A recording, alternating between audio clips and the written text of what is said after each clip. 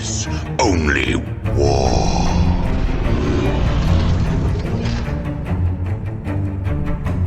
What is up, gents? 40k Dirtbags here. We're doing a tactical video for you guys. We're doing what to deploy and strategic reserves. A lot of questions come up on the Patreon page on what should I be reserving, how should I be running strategic reserves, how does strategic reserves actually work. This video we're going to be going over 13 key things that we're going to be doing for these specific tactics. It's going to be what's going to be coming in from reserves on the side table edges, what's going to be going back off the table from strategic reserves, and also what's going to be coming in via deep strike. Rapid ingress and how to deny rapid ingress. There's going to be a lot of videos of like that on the channel. Go check out those videos. They're already posted up. And if you guys want to see these videos ahead of time or have these tactics going to be posted up on Patreon specifically, head over so you can support the channel over at Dirtbag Nation on patreon.com. And if you guys want to support the channel, we do have merch, a bunch of merch up on the Discord channel. We also have Rexar Lasers that's supporting the channel. They're sponsoring us with their terrain packets. All the 3D terrain that you see on the table today, sponsored through Rexar Lasers. Dirtbags is the key code. You guys get free shipping. The clear plexiglass, you guys get your own specific stuff that you can get lasered etched on there. That's pretty cool. Those are about $40. And also you can get the full packet with all the terrain and the clear plexiglass, I believe, for $99 and free shipping if you use the code Dirtbag. So go check them out. They're awesome people over out in Texas. They sponsor a lot of the GTs out there. You guys probably already know them if you're at Texas. But this video is going to be specifically focused on what you should be deploying, how reserves actually work, and stuff like that. So let's get into it right away. If you guys have a beer, definitely join me. 40k Dirtbags wouldn't be anything without beer and 40k.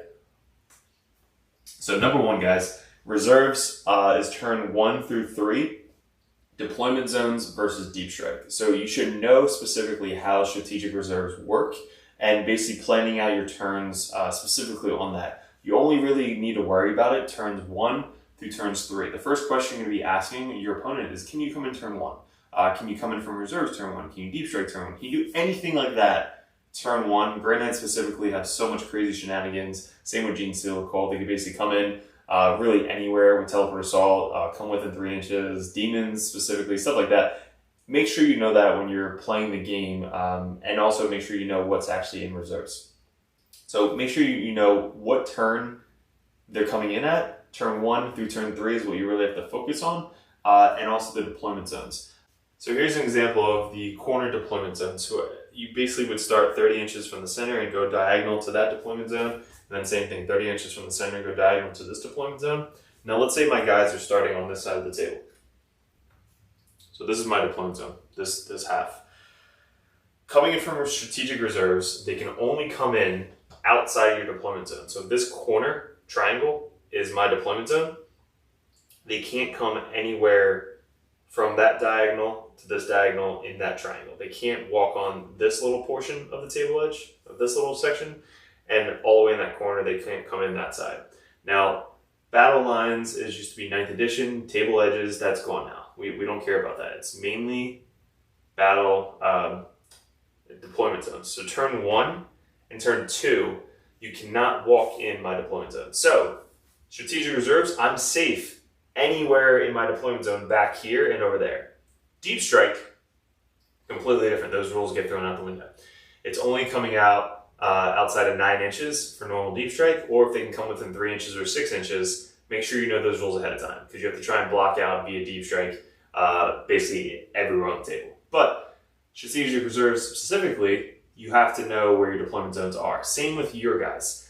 That's his deployment zone. I can't walk on in his deployment zone, whether it be that side of the table or that side of the table. So knowing each map, where the reserves you can actually walk in at and where your opponent can walk in at. So if specifically, I know that he can't come in anywhere this way, like this and over, he can't walk in, I'm safe leaving my guy here and this entire back thing is open. It's wide open. I don't care because he can't walk in anywhere over here. Deep strike, again, guys, is different. He can deep strike anywhere. But at least with reserves, I don't have to worry about walking in anywhere over here. So let's say I have an example of Tech Priest right here. Okay, he's right behind, the corner of the thing is right here. I'll build a little triangle for you.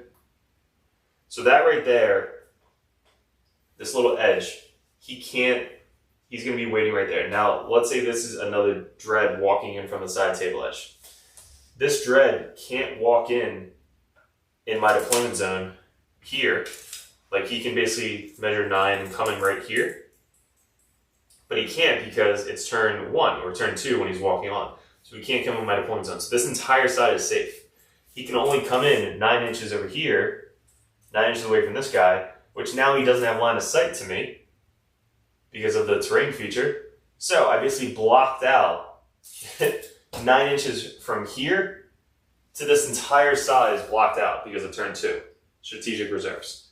So knowing that for your example is huge when you're placing your guys and remembering that they can only come in no man's land and their own deployment zone with strategic reserves turn 1 and turn 2. Turn 3, guys, completely different story. Just imagine that they can come in really anywhere outside 9 inches from any board edge. Even your back board edge now, in 10th edition, they can walk in, and deep strike, they can really come in anywhere.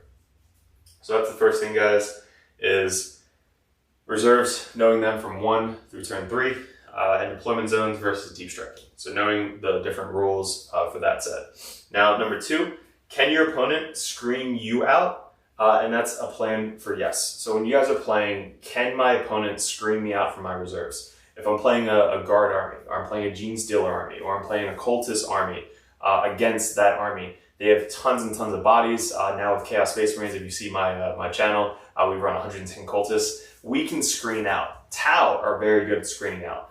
Any army, Space Marines with the 12-inch bubble, any army that can screen out, whether it be strategic reserves or deep strike, you have to keep that in mind when you're deploying your army. What's going to go in reserves, what's not going to go in reserves. If I have an army that I'm going against that has a really good at blocking out my army, I might be starting most of my army on the table. If you have a plan of rapid ingressing a unit, you have to make sure that they don't screen you out turn 1 and turn 2 if you go second, to then rapid ingress in your deployment zone. That basically is a waste of that unit. If they're already speed 12, you can start them on the table, be a little bit aggressive with them, or keep them behind a wall and just wait. That's going to be more beneficial to you than rapid ingressing and getting screened out turn 1, turn 2. So make sure that you know if your opponent can screen you out, and always plan for a yes if you're unsure. Because then you'll know once you play that army, or once you get battle reps with that army, what's going to be good and what's not going to be good into that specific army. If I play an army that is just all infantry all the time, and they're basically just blotting out the entire board, now I know next time I probably shouldn't play reserves. I probably shouldn't walk in from the table edge, because there's absolutely no way I'm going to walk in on his table edge. There's a good opponent's going to block out the back board edge 90% of the time. So that's going to be tip number 2, is can your opponent screen you out, and always plan for a yes. Number 3, what is that unit's goal and tactic? So a great example is knights. A lot of armies can bring knights as allies. So if I'm bringing brigands, for example, with my Death Guard army, their whole goal is to come on and blow something up. Their melta is 24 inches, so half of that's 12. If I can walk in outside of 9, I'm in melta range, which is very rare in 10th edition, to get within melta range, walking in from the table edge. So most games, I'm actually reserving my melta brigands, hitting on 2s. They basically buff themselves. It's just a flat hitting on 2s, and then +1 AP if the closest visible target. So they are a great unit made to walk in from reserves and get their shot off. So know what specifically that goal of that unit is used for. It could be a simple thing as Nurglings. Nurglings' goal for deep striking is they're just late game turn 2 or turn 3 deep strikers to come down and get me secondary points. If they have to come in turn 3, that's fine. They're doing their job by basically coming down and doing actions. It doesn't even have to be in my opponent's deployment zone. It could be in the corner that I started in, or my own deployment zone, to basically block out the deep strikes from my opponent. So make sure that you know their goal and where you want them to be going. So if I make a list, I might have a goal already of what that unit specifically is going to be doing. Are they going to be in reserves like the Brigands? Are they going to be in deep strike like the Nurglings? If I have a guy walking in from the table edge, his entire goal is, Codius for example, his entire goal is just to get me a CP on a 2+. That's his rule. Codius, Inquisitor Codius. If he is in reserves, I don't care if he comes on the table. He literally is just sitting in reserves until turn 3 when he has to come on, and then he's going to basically most of the time come in my deployment zone, block out a little bit, 9-inch bubble from my deployment zone, and then just sit there for the rest of the game. That's his whole goal. That's literally all he's there to do. His abilities, now this is getting later in the of the thing, his abilities actually works off the table. So any ability that you have works off the table now in 10th edition. Might not be able to be used if it's an aura ability, but Codiez, if somebody gets a CP on a 2+, I'm able to get a CP as well. So if he's off the table in reserves, it still works. So make sure you guys are making lists and know what your specific roles are for each unit that you're bringing, whether they're going to be reserves or deep strike. That's going to be their whole goal.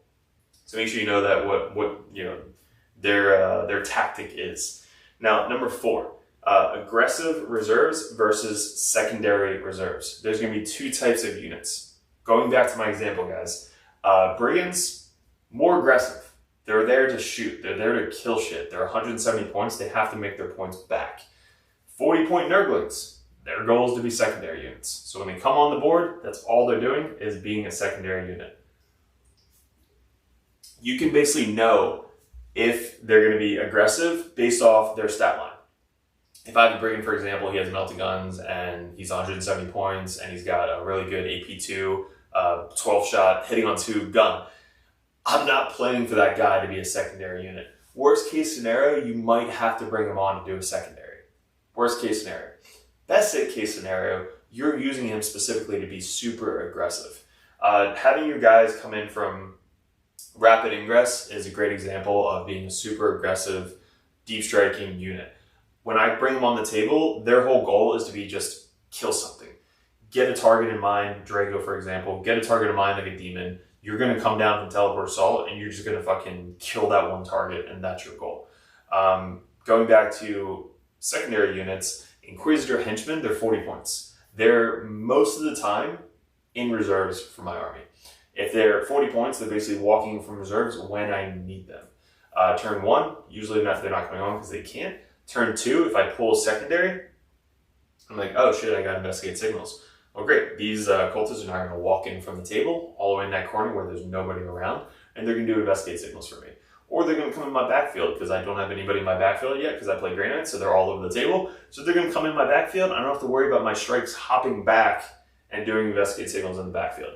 So that 40-point unit, that 30-point unit, whatever cheap unit that you have coming in from reserves is a great example of 1, 2, and 3 secondary units walking from the table edge.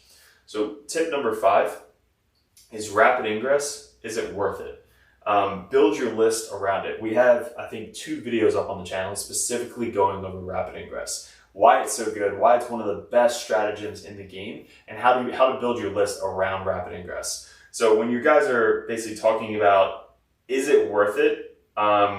You should always go into your opponent assuming that they have a target that they're going to Rapid Ingress. If you're going over your list and you're all right, this unit's deep strike, this unit's deep strike, this unit's deep strike, well, in the back of my mind, one of those units are going to be Rapid Ingress, if not 2 in 2 different turns. So you got to plan around that. Am I able to block out the table? Am I able to kind of deter where they're going to be set up on the table? That's your goal when you're going over turn 1 and turn 2. If you go first, you have 1.5 turns to set up your army to block out from Rapid Ingress. If you're going second, you only have 1, and then he's probably going to deep strike on turn 2, so that unit is kind of like null and void. But if you're going first, you have 1.5 turns to basically move up, make sure you're blocking out something, but top of turn 2 is the most important turn for Rapid Ingress targets coming in. When they come in on top of turn 2, because you ended your movement phase, they're now going to be able to Rapid Ingress. One of the best questions, I'm making a shirt, it says, are you finished your movement phase? Like just a little quotation, because that's one of the scariest questions to ask in 40k in 10th edition. Are you finished your movement phase? And you're like, fuck, where did I mess up? Where did I give them a spot for Rapid Ingress to come down? So deploying reserves and trial reserves, you can Rapid Ingress a reserve unit. Not a lot of people play that way. When I was running the triple accursed cultist build for Chaos Space Marines, I would most of the time, probably 90% of my games when I played tactical, which it's not really a tactical army, but I played tactical, and I would Rapid Ingress my accursed cultist unit, the 24-man, 25-man brick. would basically come in from reserves, rapid ingress, almost every single time on turn 2. So make sure you're planning, and make sure if you're using it that way, use it to your advantage. If you don't have a ton of deep strikes and you want to rapid ingress a reserve unit, let's say that the unit in mind doesn't have deep strike, you can still rapid ingress a reserve unit and use that to your advantage. Imagine a 25-man brick of a Cursed Cultist back when they were broken. They come in outside 9, 10, 11, 12 inches of your table edge in the no man's land, but now they can advance and charge when they move. They have once per game they get to advance and charge, so they're basically moving up 6, they advance D6, now they can charge and just take over an objective or 2 on the top or bottom of turn 2. Like it's just insane. So kind of make your list determine on that, and also try and defend against that as much as possible. But yes, 100% rapid ingressing, deep strike, and reserve units is 100% worth it. Number 6, is your opponent shooty? Is there enough terrain? And don't kill anything till turn 2 anyway. So what I mean by this is when you're deploying and determining what you're going to put in reserves and rapid ingress or regular strategic reserves, you have to decide what you're going against. A great example of this is Death Guard. Death Guard runs pretty big tanks. They run Plague Burst Crawlers, they run Predators, they run Mortarion, they run the Bloat Drones, they run a lot of stuff. So it's really hard to kind of set them up on the table. Grey Knights, if you have 6 Dread Knights, sometimes you don't want to deploy all the Dread Knights. I know they're super fast, but there's not enough space on the table to deploy. So when you're making your list, sometimes you want to say automatically, I'm going to deploy these units. I'll go back to the Brigands again, for example. Death Guard run Brigands, they run Plague Burst Crawlers, they run Predators, they run everything. So I might start a Plague Burst Crawler or 2 on the table, and then I might have like 2 or 3 Brigands in reserves because there's not enough space on the table to deploy them. So is your opponent shooty? Is your opponent be able to get a lot of angles on me turn 1 or turn 2? If the answer is yes, you want to hide your vehicles. You want to put them into reserves. You want to make sure they're safe so that way that when they walk on, they can actually do something. Sometimes if you're a Knight player, you might want to reserve as much as you possibly can, 500 points or 1,000 if you have a deep strike unit, but at least up to 500 points of guys walking in from reserves almost every single time when you're a Knights player. So having people walk in from reserves and not being able to be set up on the table is going to be a great example of why you're going to be wanting to reserve your units. The Brigands coming in from the side, or a unit that you have walking in that has a ton of plasma guns, like they're not going to have a lot of range turn 1, so you're going to want them to come in from the sides. And then with the terrain, that's huge in 10th edition, is how much we rely on terrain. The clear plexiglass rectangles are used at most GTs now, so practicing with them, buying them, again, go to Rexor Lasers, he sells them for about $40.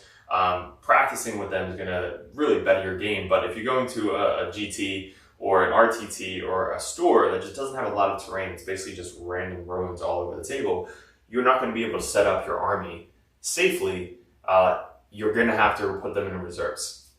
So your big tanks that most of the time you're not going to shoot anything turn 1 anyway, you're going to probably want to put in reserves. Now you can go up to 500 points in strategic reserves and up to 1,000 if you have deep strikes. So if you're adding up your points, Forge Fiends, Venom Crawlers, Chaos Space Marine units, Demon Princes, whatever you may, Predators, units that can basically walk in from the table, be self-sufficient, doesn't need a huge buff from another character, those are going to be the best ones to come in from reserves. Forge Fiends that can come in and just kind of murder a 10-man unit anytime they step on the table, they're great examples of coming in from reserves and just blowing away your opponent, and doesn't have to be worried about being shot turn 1 because he's off the board. So those are great examples of terrain dependent, how you're going to be setting up units in reserves. Your opponent that you're going against, if they have a ton of guns, you're probably not going to be wanting to put your tanks and everything on the table right away. And then making a list, preparing to come in from reserves almost every single time, i.e. Brigands. So that's going to be tip number 6.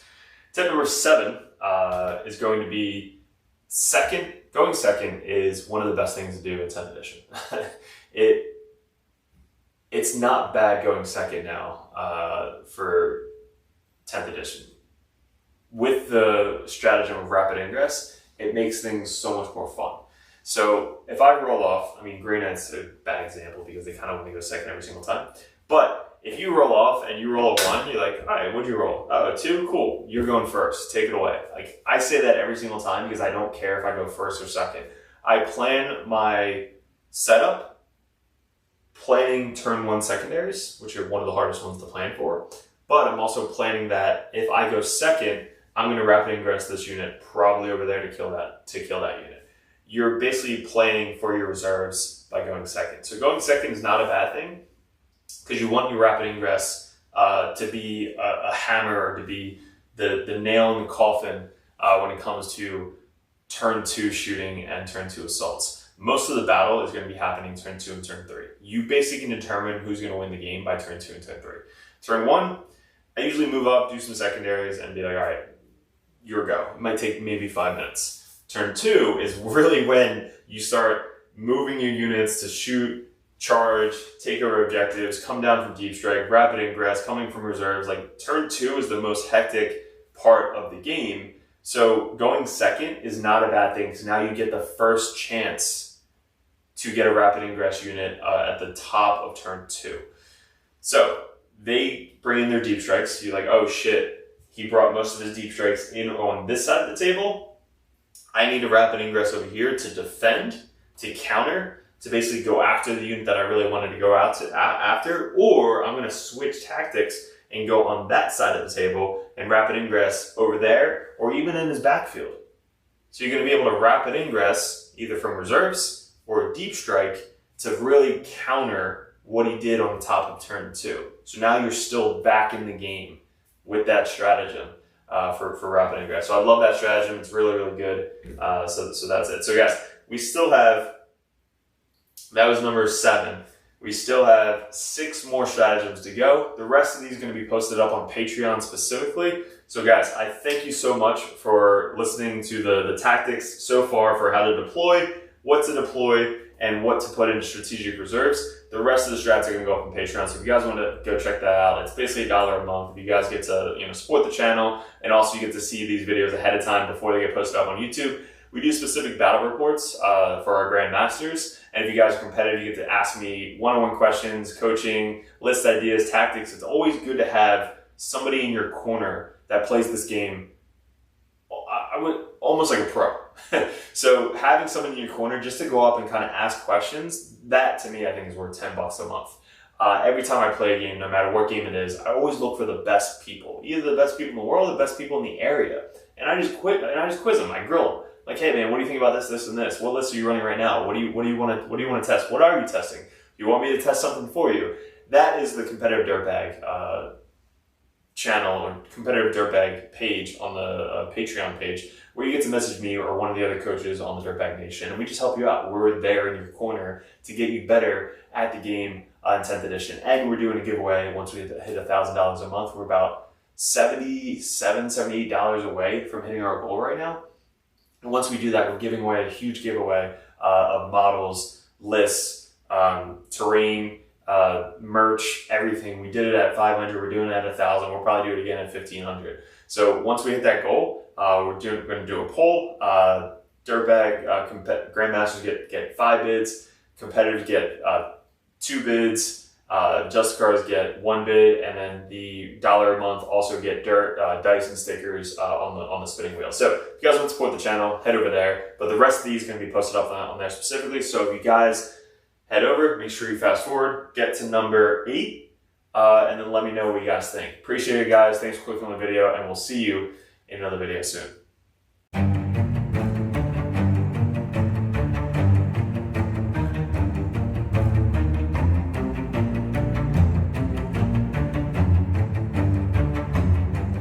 What's up, gents? 40k Dirtbags here. If you guys are thinking about joining the Patreon page, we're going to go over each tier and how it's going to benefit you and what you're looking for specifically to get out of 40k in 10th edition coming up. There's a lot of stuff to go over. There's a lot of tactical videos up on the channel, which is for free. There's going to be a bunch of perks that you get specifically for being a part of the Dirtbag Nation Patreon page. So first off, we have the first tier, which is $1 a month. You guys get first access to the videos over at patreon.com. You also get access to the Discord, which is specifically a private link in the Discord that only Patreon members can see. So you guys will have first access to that. Also a benefit is Patreons over the Dirtbag Nation get live streamed games on patreon.com streamed from YouTube, but there's only links specifically for the patreons.com. So not only do you get first access to these videos, you also get to see live stream games specifically only on patreon.com. The next tier is the Justicar. You guys get a shout out on every single video on YouTube. You also get to support us a little bit more. You get first dibs at voting on Discord, as well as you just kind of say, hey, I just want to be a Justicar Dirtbag and support you guys a little bit more than that $1 a month tier. But you get all the same access as well as the different color over on the Discord. So the third tier is the competitive Dirtbag. This tier, you get a lot more one-on-one coaching. This is a lot of the Dirtbags over on the Dirtbag Nation. They are able to send out messages one-on-one, go over list ideas, tactics, anything you guys want to talk about. When I was getting into 40K, or really any game in general, I always wanted to message the top players in the meta and just ask them questions. This $10 a month tier gets you that opportunity to message us one-on-one on Discord, so that way we can actually coach you, give you our insights, suggestions, and that's going to get you better at the 40K 10th edition as a whole. So that tier alone, just $10 a month to have one-on-one coaching, one-on-one messages anytime throughout the month, that's going to be a perfect tier for you guys. Even if you're brand new to the game, we go over 1,000 point list, 1,500 point list, 2,000 point brand new starting list, team list, anything you guys need. That's what the competitive Dirtbag tier is for. Also, you get a little bit red number name tag on Discord, so people know that you're really serious about getting into the competitive scene. The Grandmaster Dirtbags. This is the all-in-all $25 a month tier. You get one-on-one coaching, everything we said prior to this, but you guys get to see me, Mike, any of the other Dirtbags play your specific list that you want to see tested out live on one of our battle reports. You guys get to mention, suggest videos you guys want to see coming up on patreon.com. So you guys get the above first tier benefit of everything that we do over at Dirtbag Nation. All the support mainly comes from you guys supporting us over here at Dirtbag Nation. And Grandmasters, I can't thank you enough, but for $25 a month, you get one-on-one coaching and anything you want to see live on the tabletop. So you get to see a professional play right in front of you. You guys get to kind of like see it one-on-one, and I'm actually making this specifically for you. There's also TTS events that you guys can suggest. If you guys want to do a first 1 or 2 turn run through on TTS, we can actually log in and coach you one-on-one with that. If you guys see us at any GTs, you guys get special benefits, free dice, stuff like that. Anytime you purchase a merch thing on Discord, you guys get a free limited edition Dirtbag dice sent to you with every single purchase on top of that. So there's a lot of benefits coming up with the Grandmaster Dirtbag. Because I can't thank you enough for supporting us. Definitely let me know which tier would be best for you if you go over to patreon.com and specifically go to a tier. And make sure you don't forget to message me up on Discord. That's where we check every single day. If you guys are really into getting into 10th edition 40K, head over to Patreon, join the competitive Dirtbag or the Grandmaster. Message me as many times as you possibly want, and I'll coach you the best I possibly can on any specific army that you guys play. Mainly our armies right now, currently, going into 2024, is going to be Chaos Space Marines, Grey Knights, Death Guard, and then we have Custodes, Sisters, and I think that's it going into the wings of 2024. But again, any other army that you guys play, we have other coaches lined up for the Dirtbags that are ready to take on that role of the competitive Dirtbag page. So guys, really appreciate it. Thanks for clicking on the video. Thanks for joining the Dirtbag Nation if you guys are already part of us. And we'll see you in another video soon.